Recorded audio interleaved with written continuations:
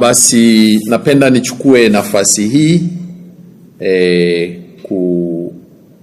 kushirikisha jamii kuwa ofisi ya mkurugenzi ya mawasiliano ya Ikulu iliwahabarisha wananchi kuwa maaskofu wetu walikutana na Mheshimiwa Rais wa Jamhuri ya Muungano wa Tanzania, na katika mazungumzano yale waliongea vitu vizuri kwa ajili ya nchi yetu. Kwa hivi nilitaka kutaarifu pia jamii kuwa maaskofu wameniagiza, hasa Rais wa Baraza la Maaskofu Katoliki Tanzania, ambao ndio walienda kwa kuwakilisha baraza zima kadiri ya maamuzi yao na utaratibu wao. Moja, nikituweke bayana kwamba hili kutano kati ya Maaskofu Katoliki Tanzania tarehe 10 Agosti 2026 lilikuwa ni ombi la maaskofu Katoliki, na walifanya ombi hili katika kikao chao cha mwaka ambacho walikaa tarehe 18 mwezi wa 6. Walifanya maamuzi hayo kumuomba rais akutane nao, na hivi lilikuwa ni ombi la Maaskofu Katoliki Tanzania, na ndio walioomba, wala hawakuitwa, waliomba wamuone rais.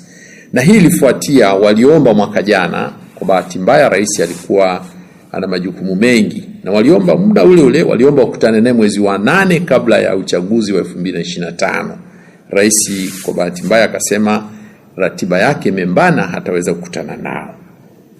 Lakini kwa kuzingatia yaliyotokea kwenye uchaguzi mkuu na hali halisi ambayo Watanzania wanayo ya kisiasa, mwaka huu maaskofu wakaamua tena wamuombe rais wakutane naye ili waweze kumshirikisha mtazamo wao juu ya hali tulionayo kisiasa nchini, kutokana pia na kwamba waliweka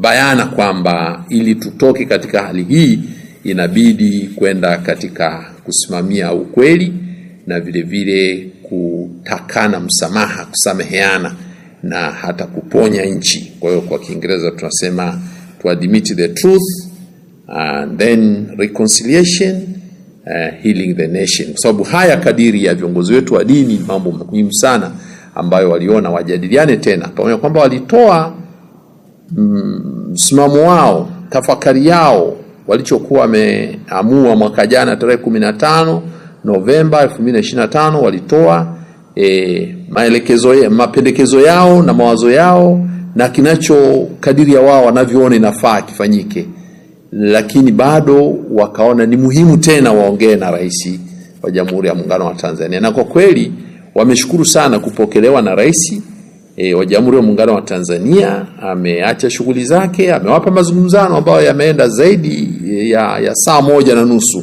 Kwa hiyo imekuwa ni mazungumzano mazuri kati yao, na wameweza kumshirikisha wao wanasema nini juu ya hali tulionayo ya kisiasa, na wamempa andiko rasmi ambalo lina kurasa kama 4 hivi, ambalo wamemkabidhi, wamemsomea lote na wakamkabidhi, na halina tofauti sana na lile tamko au ujumbe wao walioutoa mwaka jana mwezi Novemba tarehe 15 2025.